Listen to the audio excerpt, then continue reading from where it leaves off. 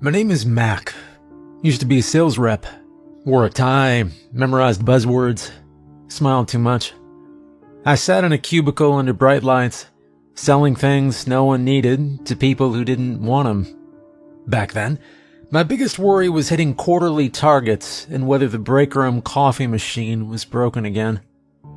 The world's gone now, dead and buried under a pile of broken glass and rusted metal. I don't sell anything anymore. These days, I get paid to find what's left. I'm what folks call a scavenger, though they like to dress it up with words like retriever or contractor. Makes them feel like civilization still exists, like they're hiring a professional instead of sending a man to find things during a zombie apocalypse. It's simple work. Dangerous, yeah, but simple. You need something. Food, tools, batteries, medicine, you come to me. I go out, I get it, I bring it back.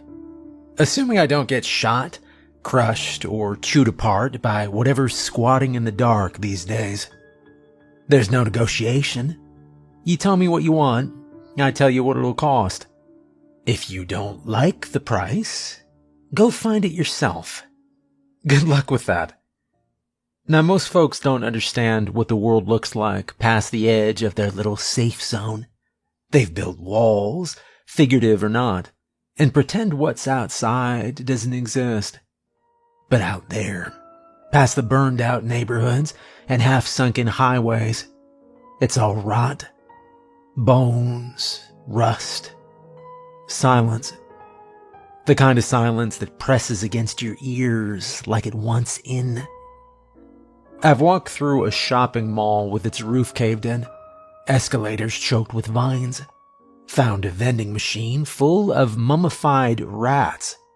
I've kicked open pharmacy doors only to find the shelves empty, stripped clean years ago by looters or worse. Once, I found a mattress on the 5th floor of an office building. Still had sheets on it. A blanket folded at the foot. Whoever slept there had set up candles and glass jars along the windowsill, melted down to nubs. Everything else was dust, but that little room looked untouched, like someone had just stepped out. I didn't sleep for 2 nights after that. The job makes you careful. It makes you cold. I used to talk a lot. Now, I say what needs saying and not much else. I live outside the town of Ridge Run. What's left of it anyway. A handful of buildings still stand. People trade what they can. I don't bother much with the local politics. Too many arguments about who owns what scrap pile. I've got a shack a ways out, just far enough no one drops by uninvited. Tin roof, wood stove, 1 chair. And I've got my dog, Barry. Found Barry about 5 years ago, back when things were still falling apart, not long after the cities went dark for good. I was out in the country, following a lead on an old co-op farm that supposedly had sealed bins of grain. Looked to be some kind of winery back in the day. Fields of dried grapevines as far as the eye could see. Someone said they saw solar panels still upright on the roof. That usually means batteries, maybe even refrigeration. Could have been nothing, but I went. I was desperate back then. Still thought I could set something up long term. Maybe grow food. Dumb idea. The place was half collapsed. 1 barn had burned to the ground. The house was mostly gutted. I figured it'd been picked clean years ago, but I kept looking. You never know what gets overlooked. I heard this sound while walking behind the greenhouse. Wasn't loud. Just a kind of wet, sticky noise, followed by a whine. I thought it might be something injured, maybe a wild coyote or a raccoon. Normally I'd steer clear of stuff like that.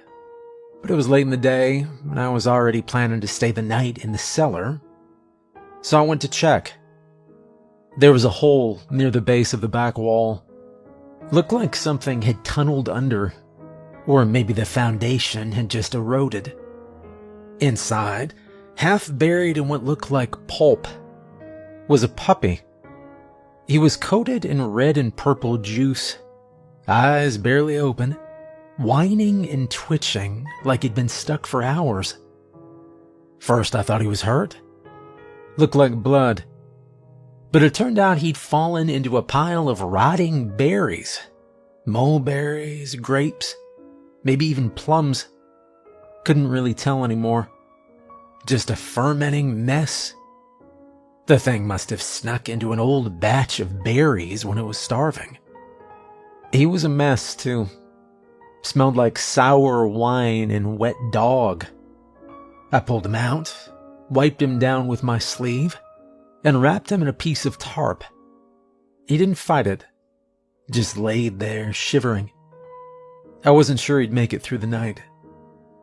I fed him some jerky and let him curl up in my pack. And come morning, he was still breathing. Didn't cry, just stared at me like he was waiting to see if I'd throw him away or not. I kept him. Didn't have a real reason. Maybe I was tired of being by myself. Maybe I didn't want to leave something behind that needed help. And I named him Barry. He's not just a pet, he's a partner. Smart, alert, and quiet. Learns fast. Doesn't bark unless there's real trouble. He can sniff out rot, track a trail, spot movement in tall grass. I've seen him freeze dead still at the scent of something wrong. Saved my life more than once. We work as a team. I clear rooms, check for traps, open containers. He watches my back. If I'm going into a collapsed building, I'll send him ahead sometimes. He's small enough to squeeze through broken doorways or holes in the wall. If he growls, I don't go in. If he comes back quiet, it's probably safe. We share food. We sleep in the same tent when we're out on a long job. I talk to him more than I talk to people. He listens better too. Never interrupts, never lies, never asks for more than I can give. The world now is broken. Cities are either flooded or burned. Towns like Ridge Run are just clusters of survivors doing what they can with what's left. Some places have warlords. Others have cults. Some keep to themselves and shoot anyone who gets too close. There's no real government anymore. No phones, no internet, no mall. If you want something from somewhere else, you need someone like me. People come to me with requests. Sometimes they want old tools or car parts. Sometimes they're looking for a missing person. Sometimes it's medication they need, or seeds, or a working radio. I charge based on risk and distance. And I don't take every job. Some are too dumb, or too suicidal, or too vague. But if it sounds possible, and the pay's decent, I'll take it. I've worked through chemical zones, collapsed factories, mines, overgrown highways. I've dealt with feral dogs, scavenger gangs, and people too far gone to remember their own names. I do it because I know how to. I do it because I'm good at it. And I've got Barry. That makes all the difference. I've been doing this kind of work for a while now. Long enough to know what gets you killed and what keeps you breathing. There's no handbook for scavenging in a world like this. No training videos. No boss looking over your shoulder. Just your choices. And whether they were the right ones. Over time, I came up with my own set of rules. Here's the first one. Rule number 1. Don't trust anybody. Sounds simple, but it is the hardest one to follow. People are the real danger now, not the dead things walking around. The infected, at least, are honest about what they want. People. They'll smile while they're deciding if they should rob you, eat you, or just use you for bait. You'll meet folks who look fine. Clean clothes, calm voices, maybe even a small camp with a fire going. You'll think, finally, somebody normal. Don't believe it. A newly infected zombie looks more human than most of us. They can talk, walk, and even joke, right up until their first taste of blood. After that, everything goes fast. The eyes cloud, the nails blacken, the teeth start to loosen. I learned the hard way. Barry and I were north of Ridge Run, heading toward a cluster of houses I'd spotted from the old highway. Looked like a quiet place, untouched. Maybe worth a look. We hadn't eaten in a day and a half, and I was hoping for canned food or maybe a water tank. We came across a small cottage just off the road. Curtains still hanging. Front porch swept clean. A man stepped out as I got closer. He looked healthy. Hair trimmed, clothes neat. No twitching. No fever look. He held up his hands to show he wasn't armed and said, "You look like you could use something warm." Barry stayed behind me, growling low. And I should have listened to him right then. But the man seemed calm.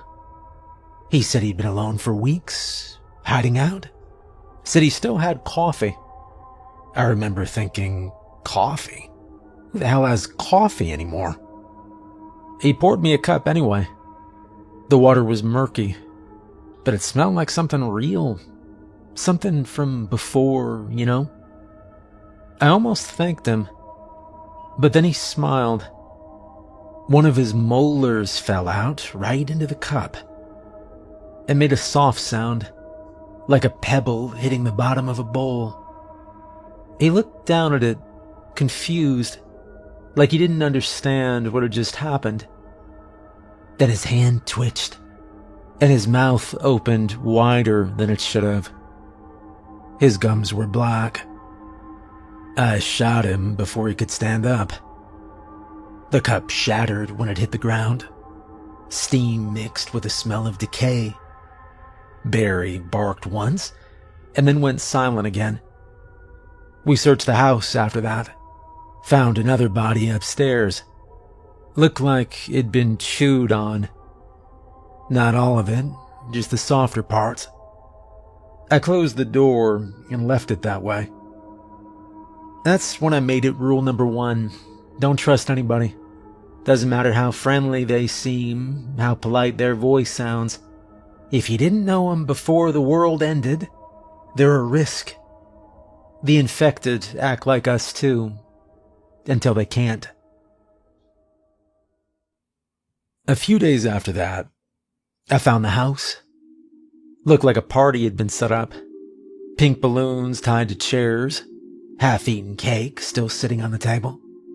Paper hats lined up neat. Someone had written Happy 7th on a banner in pink paint. The floor was sticky, with something sweet and dark. The smell hit first.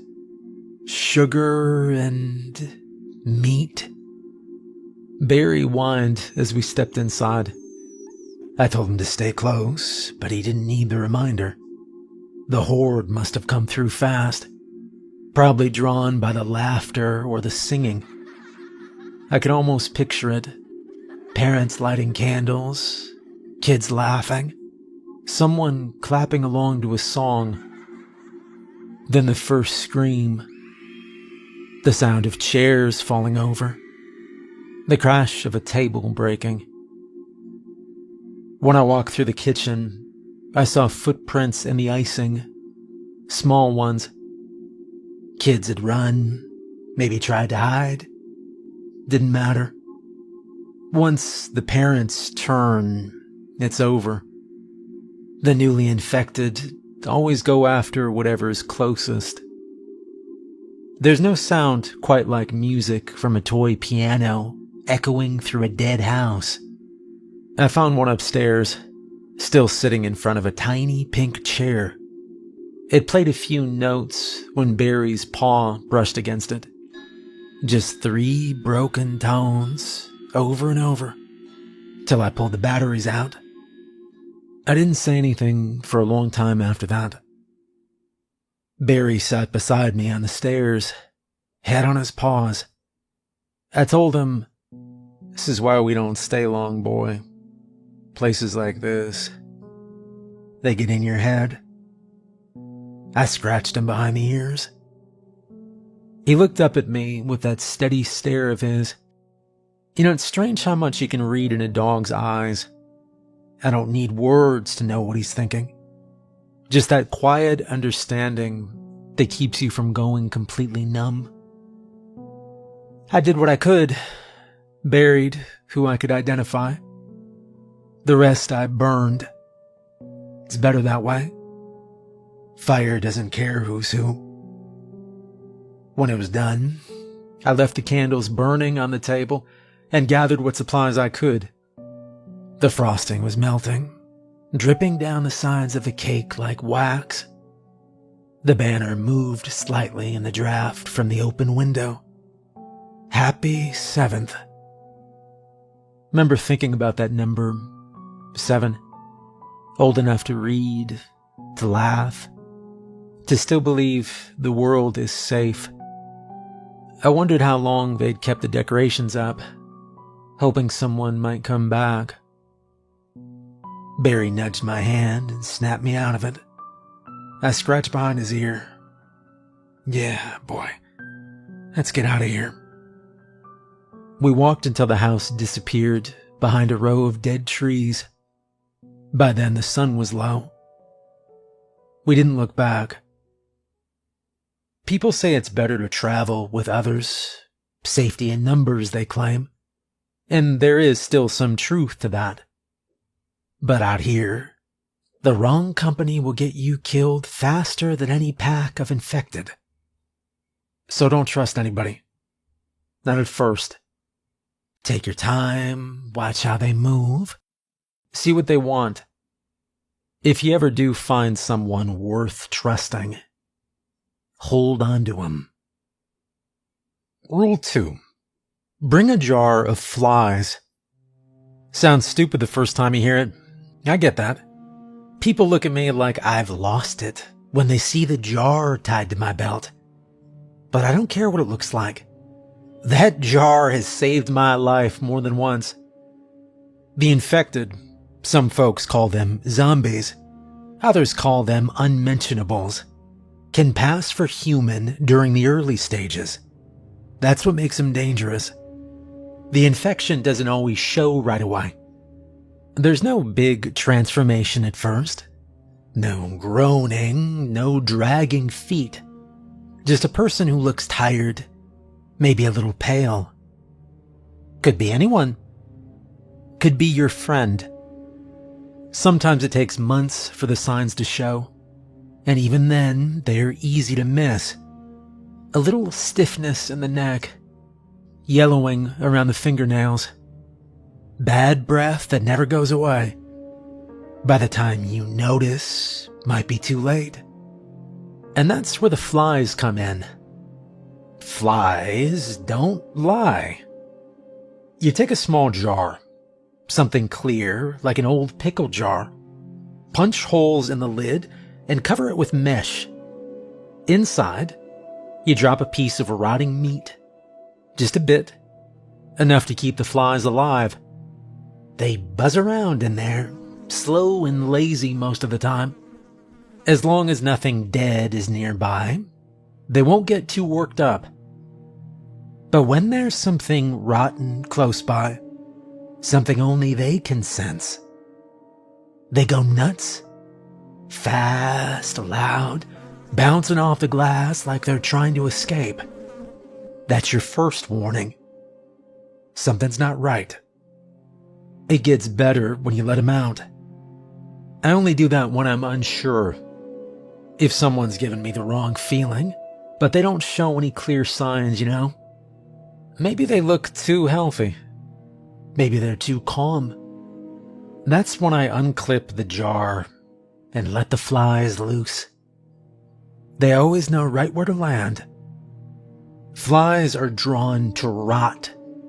Not just the kind we can see, but the kind that's still hidden under the skin.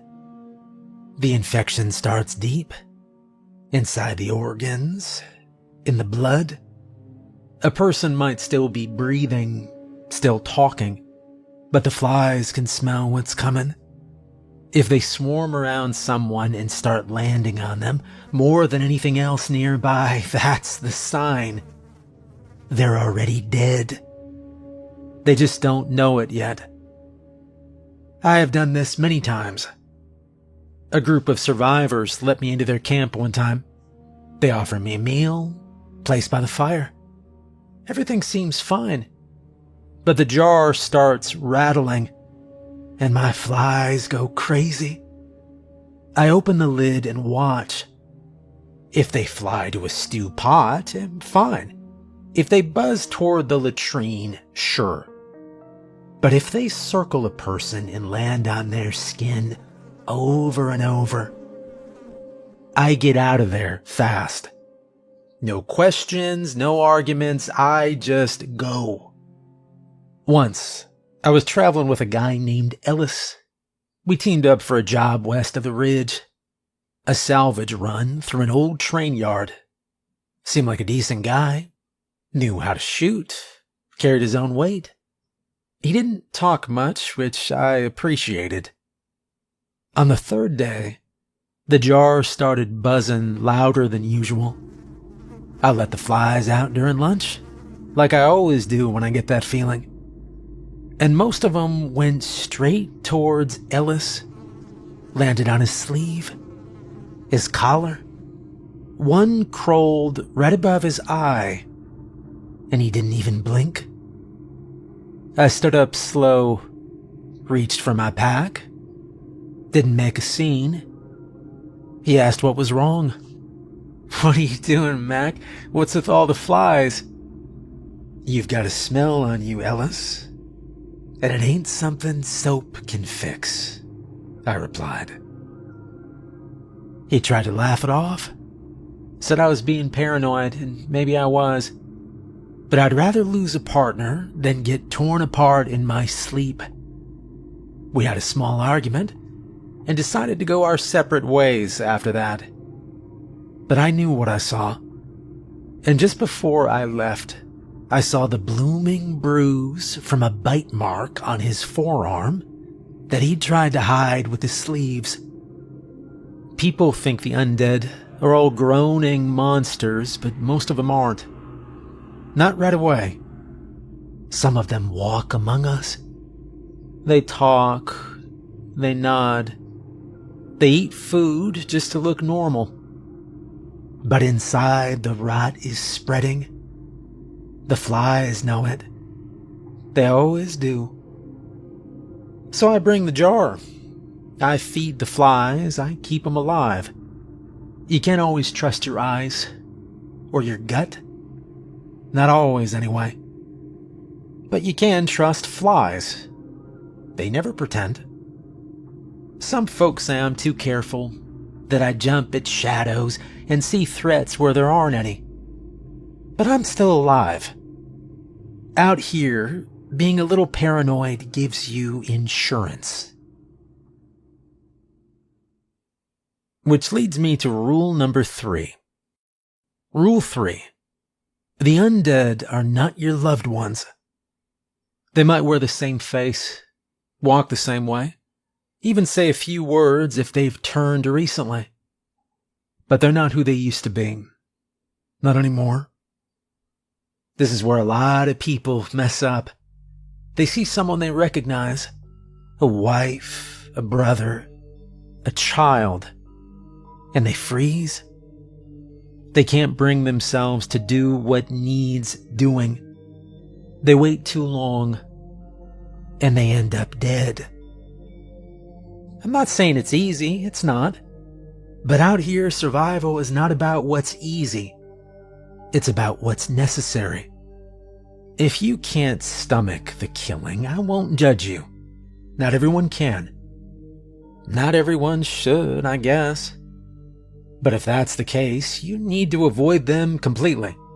Don't stand there hoping something changes. Don't talk to them like they're still in there. They're not. You can avoid them. There are ways. Flies are one. We already talked about that. They can give you warning. Enough time to slip away, change direction, and stay hidden. Trained animals are another. Barry's not just a companion, he helps too. He's learned to freeze when something's wrong, to sniff out the rot before I see it. If he stiffens or lowers his head, I know to stop moving. And sometimes that's all it takes. Just standing still, letting something pass by without noticing you. You can also watch for patterns. The undead move different than us, even the fresh ones. They hesitate at doors. They turn their heads too slow. They don't blink. If you're not going to fight, then learn to observe. Learn to run smart. Learn where not to go. That's still survival. But here's the thing. You don't get to be useless, okay? If you won't be strong, then please at least be clever. If you won't carry a weapon, carry tools that can help. Bring warning devices. Set traps behind you to slow anything following. Travel with someone who can fight, but don't rely on them like a crutch. Be ready to pull your own weight. I've met people who say they don't want to kill. Fine, great. Good time in a zombie apocalypse to not want to kill anything. But if that's your stance, then prepare harder than anyone else. Think 9 steps ahead. Learn how to track. Learn how to spot changes in the environment. Build something that keeps you alive. The worst kind of person out here is the one who can't kill and doesn't prepare either. That kind of person gets you killed. I'm not telling you to become a killer, though probably you should. I'm saying at least know yourself. Know your limits, man. Know your morals and keep them close. We're all trying to hold on to something. For some, it's hope. For others, it's guilt. Some think the world's gonna bounce back, and they want to be the kind of person worth keeping around when it does, and I get that. Look, whatever your reason, that's yours. But don't let it blind you. Maybe the world isn't doomed. Maybe there's a horizon out there and this mess doesn't last forever. Fine by me. I don't judge anyone for having hope. But if you're planning to stick around for the good days when they come, do us all a favor. Make yourself useful while we get there. And if you're going in for the skill, well, I have a rule for that too. Rule number 4. Always double tap. That means never assume one hit is enough. Ever. I don't care if you shoot them clean through the skull or split their head with an axe. Do it again. Because zombies don't stay down like they should. People think it's like the old movies. One bullet, one fall, that's it. But I have seen bodies sit back up after lying still for an hour.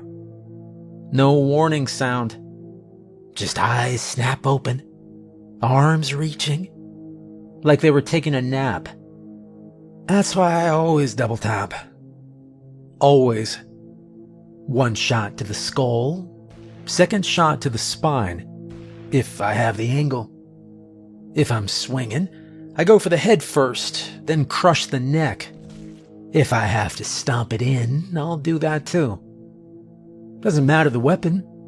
Gun, axe, crowbar, hammer, use what you got. Just make sure the head's pulp. Nothing clean or polite. Break it. Then you check the heart. That's what they never told us in the old world. Not in books, not in TV, not in those early broadcasts that stopped after a few weeks. Everybody's always focused on the brain, but the infection settles into both, the brain and the heart. You can shoot them through the head, sure, and they'll drop. But sometimes, if the heart's still pumping, even weakly, the body won't stop moving. The muscles jerk, the jaw snaps. I have seen ones that kept crawling forward even after its skull was leaking. The only way to be sure is to check the chest. If you're using a blade, you stab deep. If it's blunt, you break the ribs. You'll need force to get through. That's why most fighters carry 2 weapons. One for range, one for crushing. I've got my rifle for distance, scoped, bolt action, clean trigger pull. But up close, I carry a short-handled sledge. Heavy, but not too heavy. Perfect for cracking bone. Lives on my hip. I don't go anywhere without it. I've had people ask why I go to such effort when the dead are already lying there. Why not just leave them, they say. Why not save the ammo? Because I have seen what happens when you don't. A group I used to travel with, 5 of us at the time, we cleared out a barn. Thought it was safe. One of the bodies looked dried out, fully dead. Nobody bothered to double tap. We set up camp right there on the floor. Hours later, it moved. Got the drop on us. Took a chunk out of a girl's arm before I could stop it. We had to put her down the next morning. No one said a word. But after that, we all started checking twice. Which leads me to my next rule about survival in this place. You're gonna have to learn how to run. Rule 5. Stay limber. Sounds like a joke, right? Like something you'd hear from a high school gym coach before making you run laps in the heat. But it's not a joke. Out here, staying limber can mean the difference between walking home and getting torn apart in a ditch. Most people think surviving means being strong, carrying big weapons, swinging hard. Yeah, that helps, sure. But most of the time it's about running. Getting out of there before the numbers catch up to you. Before something grabs your ankle. Before the exits close. Zombies don't get tired, but you do. That's just the truth of it. I run a lot more than I fight. Most fights aren't fair. 1 or 2 unmentionables, maybe I'll stand my ground. But a pack? No way. You turn, you run, and you don't look back. And if your knees lock up, if your back cramps, if your foot twists because you didn't stretch before heading out, well, let me tell you a story. This is about a year ago. Barry and I were scavenging an old hardware store on the east side of Ridge Run. Roof was half gone. The place was picked over, but I was hoping for wire, nails, anything we could trade. I woke up real stiff that morning. Had slept weird, Shoulder tucked wrong, neck sore. I didn't do my usual stretches. Just rolled out of the bedroll, fed Barry a strip of jerky, started walking. Thought, it's the worst that can happen. Well, we were inside the store for maybe 10 minutes when I spotted the back door swinging open. And that's never a good sign. Doors don't, swing open on their own. Barry froze beside me, ears up, nose twitching. And then I heard him. Slow, dragging steps, the kind that echo wrong on broken tile. I counted the sounds. Too many. I backed up slowly and turned around just in time to see the front entrance blocked. Pack of 6, maybe 7. All fresh. Now time to fight. I shouted to Barry and made for the shelves, hoping to cut through the side aisle and slip out the window we came through. I should have been fast. Should have been fine. But I hadn't stretched that morning. My legs were tight, ankles stiff. Halfway through the aisle, I slipped on a busted paint can lid.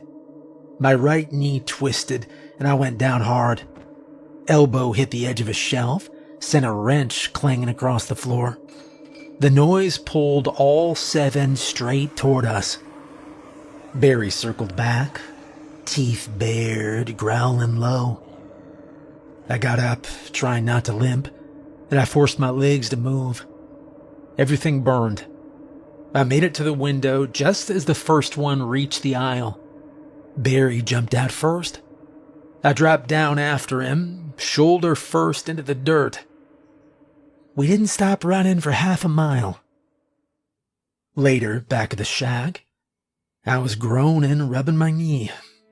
Barry sat by the stove, watching me like I'd done something stupid, which I had. He tilted his head, real slow, like he was judging me. I looked at him and said, "Yeah, I know, I should have stretched." He blinked once. "You think you're better than me just because you do that little downward dog thing every morning?" He sneezed at that. I pointed at him. "Don't give me attitude, all right? You weren't the one limping for 3 days." He yawned, then flopped down like nothing had happened. "So yeah, laugh if you want. But I'd rather look stupid stretching in the dirt than end up zombie chow because I pulled a calf muscle trying to leap a fence. Survival's not about glory. It's about doing what works, even if it looks very silly. You stay loose, you stay alive. Simple. The thing is, it's not just about outrunning sometimes. You gotta climb sometimes too. And that's the part that sticks with me. There's this one time, early days, Barry was still a pup, barely big enough to climb into my pack on his own.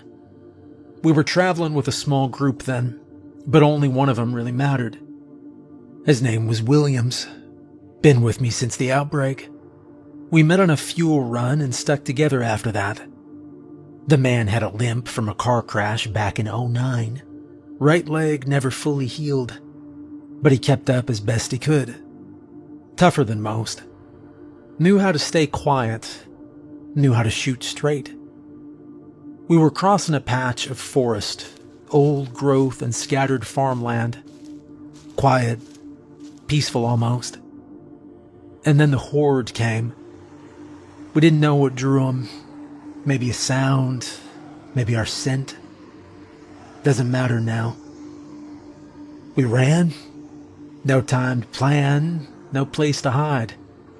I found a tree, tall, solid, branches low enough to grab, and I climbed. I remember Barry yelping below. I grabbed him, shoved him into my pack, and hauled us both up as fast as I could. The bark tore at my hands, but I didn't stop. Williams tried, he really did. I reached down to help him, but his leg gave out after the first jump. He slipped back down, and I was halfway up when I heard the first of them break through the trees behind us. I remember the sound more than the sight. The crunch of branches, the screaming that turned wet. His gun fired again and again, and I didn't look. Just pressed my back to the trunk and held Barry close. Then his gun went quiet. Then his breathing stopped. The next day, there wasn't anything left of him. It's funny what you carry with you. Some people remember birthdays. I remember that sound. Comes back every time my knees ache, when I take a bad fall. Every time I get stiff and curse how slow I've gotten. I think of Williams, of how he couldn't climb.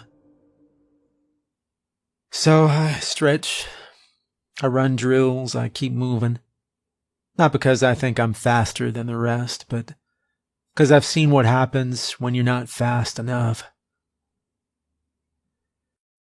Now, speaking of stupid mistakes, there's one place people always let their guard down. They think it's private, quiet, safe. It's not. It's one of the most dangerous spots you will ever walk into if you're not thinking. Next rule, and pay attention, because this one catches everyone eventually. Beware of bathrooms. Sounds dumb, right? But it is one of the most important things I've learned. I don't care how desperate you are to go, or how clean the place looks from the outside. Don't trust it. Bathrooms will kill you quicker than a horde on open ground. The dead don't linger out in the open much anymore. Maybe in the early days, when they were still figuring things out. Back then, you'd find them standing in fields, wandering highways, or slumped across storefronts in broad daylight. Easy targets. Predictable. Not anymore. Now they hide. Especially the older ones. They've learned that being out in the open gets them shot. So they take shelter in closed-off spaces. Abandoned shops, back rooms, closets, and worst of all, bathrooms. They're perfect for them. Small, dark, quiet. Plenty of corners to tuck into. If you make a sound, door creak, footstep, cough, they wait for it. And when you step too far inside, they're already behind you. I don't go into any enclosed space without knowing my exit. Ever. But bathrooms? I avoid them completely. I haven't used one in years. I'll tell you why. Barry and I were moving through a burned-out town west of the ridge. No name signs left. Just ash, rust, and half-collapsed buildings. Looked like a fire had taken most of it, but a few structures were still standing. One was a gas station. Roof was half caved in, but the side door was open. We figured we'd check it for supplies. I went in first, slow, careful. Barry stayed by the door. It was quiet, but I didn't think much of it. I was with another guy at the time, young, twitchy. Said he had to pee. I told him to do it outside, but he laughed and said, "Come on, man, it's just a bathroom." He pushed the door open, and I will never forget the sound that came next. Like chairs falling all at once, followed by screaming. I ran back and opened the door, but it was already over. Found his arm by the sink, torn off clean at the shoulder. No sign of the rest of him.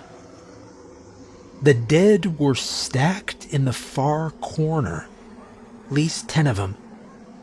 Quiet as bones, piled like trash bags. Looked like they'd been there for days, maybe weeks. No sound, no movement until he stepped inside. Then they rushed him. Didn't even get to pull his weapon. And after that, I stopped using bathrooms. I don't care about decency. Let the dead have the plumbing. I'm not dying because I wanted privacy. Rule of thumb. If it's small enough to echo, it's small enough to trap you. You step into a room that small, you better know your exits. Better have backup. Better have somebody waiting outside with a weapon. But really, just don't go in at all. I have found them under sinks, behind doors, crammed into stalls with the seat still down. Once, I found one wedged between an old mop closet. So dry and gray, I thought it was just old cloth. Then it moved.